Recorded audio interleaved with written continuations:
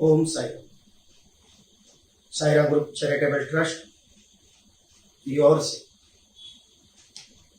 इस साल की वार्षिक पद यात्रा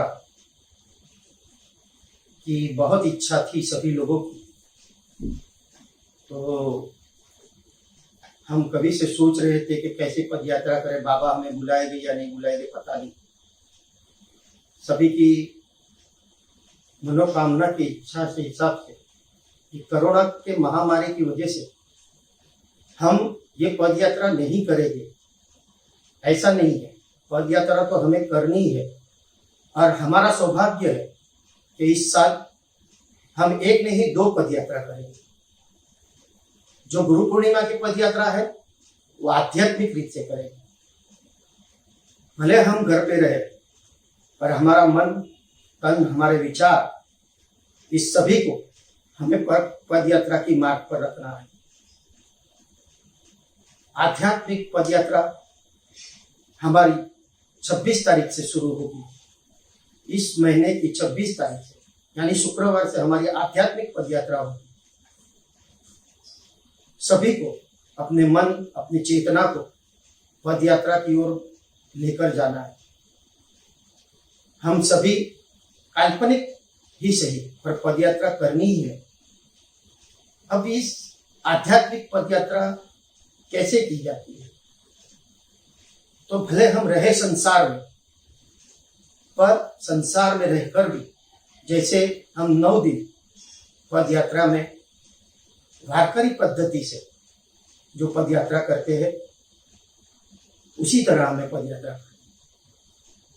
जैसे कि जमीन पे सोना, जो आप पद यात्रा में लेकर आते हो, आपका बिस्तर, आप जो भी चद्दर गोदड़ी रजाई जो भी नीचे बिछा के सोते हो, ऐसे ही हमें पद यात्रा करनी है। तो कल आध्यात्मिक पद यात्रा में पहले तो सुबह आपको उठना है, कम से कम दिन में एक बार 1 घंटा ही सही सुबह आपको स्नान करके सबसे पहले हमारे पद यात्रा का टी शर्ट पहनना है। आपको ध्यान में रहे, जिस किसी को भी पद यात्रा करनी है उसको घर में स्नान के बाद में कम से कम जितना भी समय आप पर पहन सको उतना समय आपको हमारे साईराम ग्रुप का टी शर्ट पहनना है और सभी को डीपी में वही फोटो रखना है। गुरु पूर्णिमा तक हमें घर में रोज बाबा का पूजा स्नान करते वक्त या आप जो भी आध्यात्मिक करेंगे वहां पे आपको वही टी शर्ट पहनकर दिन में कार्य करना है। बने तब तक जैसे हमारे पद यात्रा के नियम है, बाल दाढ़ी नाखून इस सब को हमें नहीं करना है, जैसे हम पद यात्रा में नहीं करते। गाड़ी का उपयोग बहुत कम करें। अगर बने तब तक जैसे हम पद यात्रा में कोई भी गाड़ी पे बैठ का उपयोग नहीं करते, अगर वैसे आप करोगे तो ये बहुत अच्छा रहेगा। भले हमारी आध्यात्मिक काल्पनिक पद यात्रा है पर आपको पद यात्रा का पूरा पूरा माहौल बनाना है। घर में स्त्री और पुरुष दोनों ही अपने ब्रह्मचर्य का पालन करें। 9 दिन जैसे आप इस सभी वस्तुओं को त्याग कर पद यात्रा करते हैं, बने तब तक इसी तरह से आपको घर में करना है। अब आप इसमें कितना सहयोग दे सकते हो बाबा को, जैसे पद यात्रा में आप सभी कर्मों को छोड़ देते हो, सिगरेट बीड़ी पान धूम्रपान मदिरा इत्यादि, इस सभी का त्याग करना है आपको। और ये बहुत आसान चीज है, इसमें कोई रॉकेट साइंस नहीं करना है। ये हमारी आध्यात्मिक पद यात्रा होगी। इसी तरह से जितना भी बने उतना आपको इसमें डूबे रहना है। अध्ययन कीजिए। मैंने देखा है कि सही आप जब भी पद यात्रा में आते हो तो कोई भिखारी को पैसे देता रहता है या कोई गाय माता को कुछ खिलाता है या कुत्ते को बिस्किट, ये कार्य भी आपको जारी रखना है। घर पे रखकर छोटे बच्चों को चॉकलेट बांटना है, जो भी आप कर सकते हो। इस वारकरी पद यात्रा में, आध्यात्मिक पद यात्रा में आप जिसको जो भी मदद कर सकते हो, जो भी कर सकते हो। और इतना अच्छा लॉकडाउन का टाइम है आपके लिए कि लोग इस सब चीजों की राह देखकर बैठे हैं। कौन बाबा के अवतार में आएगा और हमें मदद करेगा। तो ये आपके लिए एक सुहाना अवसर है। समझो कि बाबा ने ही दिया है, आप स्वयं उसके घर पे बाबा बनकर जाइए और जो भी आप लोगों उन्हें उसकी मदद कर सकते हैं वो कीजिएगा, जरूर कीजिएगा। हमें आती पद यात्रा, ये हमारी पहली पद यात्रा हुई जो गुरु पूर्णिमा की पद यात्रा है। मैंने शुरुआत में ही कहा था इस साल में हम 2 पद यात्रा करेंगे, एक आध्यात्मिक काल्पनिक होगी और दूसरी स्वयं होगी, जो हम नवंबर या दिसंबर में, दिवाली के बाद या फिर दिसंबर में, ये अभी हम तय करके हम आपको बताएंगे कि कौन से तारीख में, कौन से महीने में पद यात्रा करनी है। बाबा की पालकी लेके हमें जाना ही है। इतने साल का जो हमारा वचन है, जो हम निभाते आए हैं पद यात्रा का, वो देना ही है, वो करना ही है। इस साल की पद यात्रा हमारी भंग नहीं होगी, ये बाबा पर विश्वास रखिएगा। अगर बाबा ने आपको यहाँ पे नहीं बुलाया है पद यात्रा में, तो उसका एक बहुत बड़ा कारण है। आज मैं बहुत दिनों से ये सोच रहा था कि बाबा ने क्यों हमारे से इस अवसर को छोड़ दिया, क्यों हमारे से क्या ऐसी गलती हो गई कि बाबा हमें पद यात्रा में नहीं बुला रहे। बारंबार सोचने के बावजूद मैं बाबा को रोज कहता था कि बाबा कम से कम मुझे संकेत दीजिए कि ऐसा क्या है कि जिसकी वजह से मैं पद यात्रा ना करूं। आज सुबह की ही घटना है बाबा का। कल रात भी मैं यही विचार कर रहा था कि बाबा कोई संकेत जरूर देना मुझे। आज सुबह पूजा करते ही बैठा था और तभी बाबा का संकेत आया। या ऐसा समझो कि कल्पना आई या उनका ऐसा विचार हुआ। तो इस साल हम बाबा के वहां नहीं जाएंगे, पर बाबा आपके घर पे स्वयं आएंगे। बहुत साल से मेरे सभी पदयात्रियों की शिकायत थी कि कभी तो भी बाबा की पादुका, बाबा स्वयं हमारे घर पर आए, जो हमारे घर पे स्थापित है या जो हमारे पालकी में हम लेके चलते हैं। तो ये बाबा का ही संकेत है। हमारे जो भी 2-5 जन पदयात्री होंगे, वो बाबा की पादुका, बाबा को स्वयं लेकर आपके घर पे रोज आएंगे। इसका किस तरीके से हम इस योजना को, बाबा का आदेश को हम पालन करेंगे, वो आपको लिखावट में भी बताया जाएगा। हर दिन जैसे बाबा 5 घर भिक्षा मांगते थे, वैसे ही हमारे जो पदयात्री है, जैसे कि मैं हूं, दीपक भाई है, एक्स्ट्रा जो भी रहेंगे, पता नहीं कौन आपके घर पे आएगा। हम स्वयं बाबा को लेकर आपके घर पे भिक्षा मांगने आएंगे और ये कार्य हमारा पूरे 9 दिन चलेगा। अब यहाँ के हम रोज 5 चिट्ठी डालेंगे। शुरुआत मेरे घर से होगी और आखिरी चिट्ठी जिसके घर पे हम जाएंगे वो 5 चिट्ठी निकालेगा, ताकि दूसरे दिन उसके घर पे हम 5 जन जाएंगे।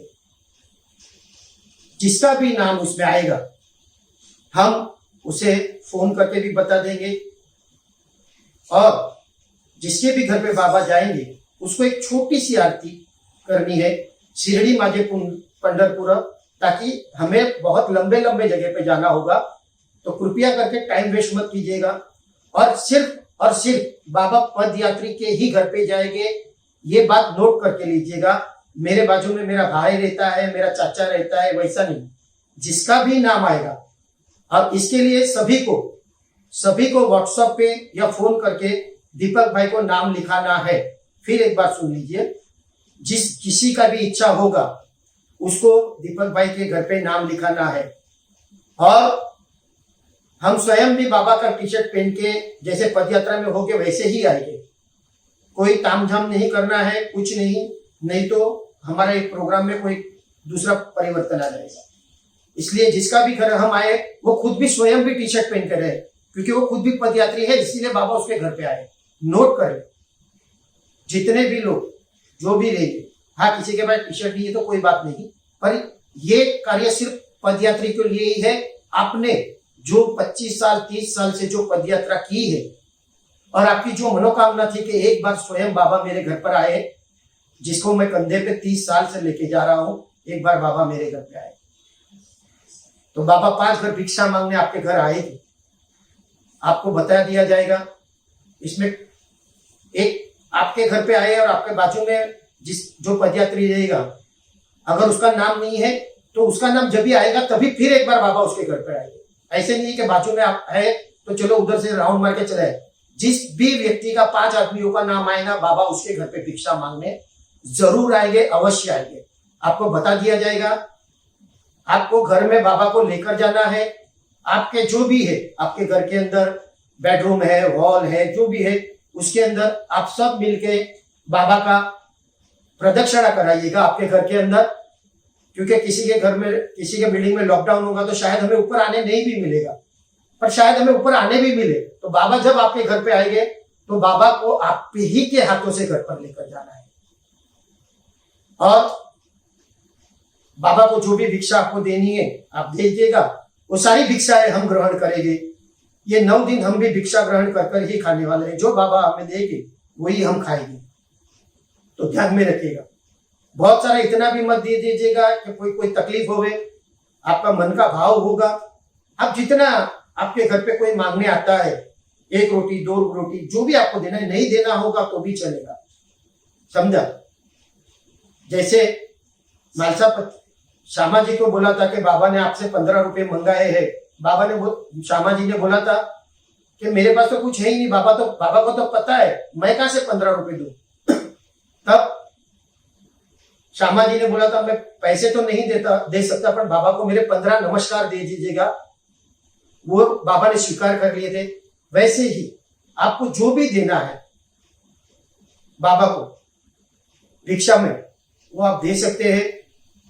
और कोई भी शाही भोग आप ना करें, आपको जो भी भिक्षावृत्ति भी देना है दीजिएगा, नहीं तो आप 56 भोग लगा के बोलेंगे खाइएगा, तो वो नहीं होना चाहिए, तो ध्यान में रखिएगा। ये हमारी सिस्टम है। एक बार फिर बहुत सालों के बाद हमें बाबा आपके घर आ रहे हैं। ये पदयात्रा से भी बड़ा योग है, ये महायोग है, ऐसा समझिएगा।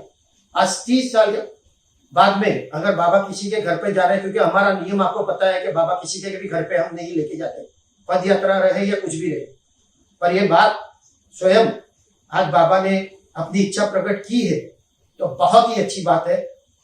ये मैं अपना भी सौभाग्य समझूंगा, क्योंकि सालों से मैं ये मनोकामना मुझे बहुत तकलीफ होती थी किसी को ना बोलने के लिए कि नहीं भी बाबा किसी के घर पे मैं लेके नहीं आऊंगा, मेरा ये कार्य नहीं है। जब बाबा को हुक्म होगा तो बाबा स्वयं आपके घर पे आएंगे। और आज ये 29वीं पदयात्रा है मेरी, जिसमें बाबा स्वयं आपके घर पे आने का मुझे कहा है। तो हम 5 घर भिक्षावृत्ति मांगने आएंगे। जिस किसी को आना है, जिस किसी के भी घर पे बाबा को बुलाना है, वो सभी को अपने अपने नाम लिखाने हैं। लाइव होगा, सभी का लाइव बताया जाएगा कि भाई ये 5 नाम आए हैं और इसके घर पे आने वाला है, प्लस फोन करके भी बताया जाएगा। फिर एक बार सभी को टी शर्ट में रहना है, ब्रह्मचर्य का पालन करना है, नाखून, दाढ़ी, बाल, सिगरेट, मदिरा आदि का सेवन नहीं करना है। अवश्य ही बाबा आपके घर पे आएंगे। आज नहीं आएगा तो कल आएगा, कल नहीं आएगा तो परसों आएंगे, पर आएंगे जरूर। और ध्यान रखिएगा, हमारा टारगेट सूरत तक का है, यहां नहीं। आखिर में यहाँ का जब टारगेट पूरा हो गया तो हमारी तो इच्छा है कि बाबा को हम सूरत तक लेके जाए, क्योंकि हमारी पदयात्रा सूरत से भी होती है, गुजरात से भी होती है। हम पूरी कोशिश करेंगे कि बाबा हर घर से भिक्षा मांगे, हर घर पे भिक्षावृत्ति मांगने जाए, ऐसी हमारी इच्छा है। और आखिरी दिन जब भी हमारा भिक्षावृत्ति का या 9 दिन जब हमारा पूरा हो जाएगा, तब वहां से हम आखिरी में बाबा को लेकर शिरडी में गुरु पूर्णिमा के दिन हमारा जो भी काफिला है वह पहुंच जाएगा। आपको अगर आना है तो आप आपके हिसाब से आइएगा। देखो एक गाड़ी में 4 ही जन का अलाउ है, तो कोई भी गाड़ी में बैठने की या कोई आवे तो जिद मत कीजिएगा। हम आपके घर पर नहीं आ रहे, सिर्फ बाबा आ रहे हैं, तो बाबा के साथ में आप भी भिक्षा मांगने के लिए मत निकल जाना। प्लीज कृपया कीजिएगा इस बात का, जिद मत कीजिएगा कोई भी चीज का। हमारे पास टाइम बहुत कम होगा, कटोकटी होगा। समझो कि आज अभी हम मलाड का चिट्ठी निकला है तो मलाड गए हैं, तो उसके बाद में हमारी थाना की चिट्ठी होगी तो हमें थाना पहुंचना होगा। तो ये सारे कार्य हमें एक दिन में करना होगा, तो कृपया करके कम से कम टाइम लीजिएगा और खुशी इस चीज की मनाइएगा कि बाबा आपके घर पे स्वयं आए भिक्षा मांगने के लिए। बस इतने चीज को ध्यान में रखिएगा, हमारे सभी नियम का फॉलो कीजिएगा, और जैसे जैसे कोई परिवर्तन आएगा तो हम आपको बताते जाएंगे।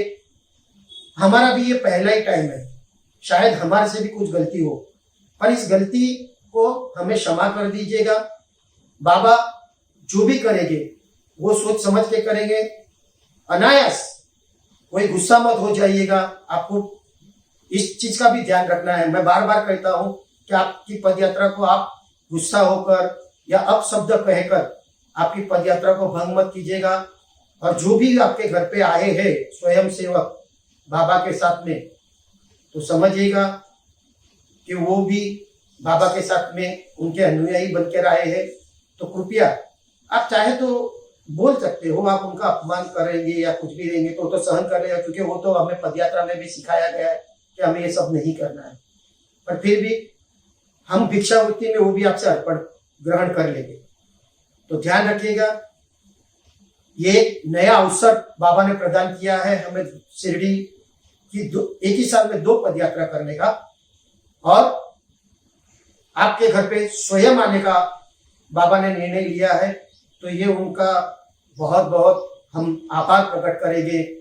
या आप जो भी कहो, जब मैंने दीपक भाई को बताया और दूसरे जो मेरे साथ है उनको मैंने बताया कि बाबा का ऐसा ऐसा संकट आए, तो उनके आंखों में आंसू आ गए करके इतना बड़ा हमारे बारे में बाबा ने सोचा है, ये हमने कभी कल्पना भी नहीं की थी।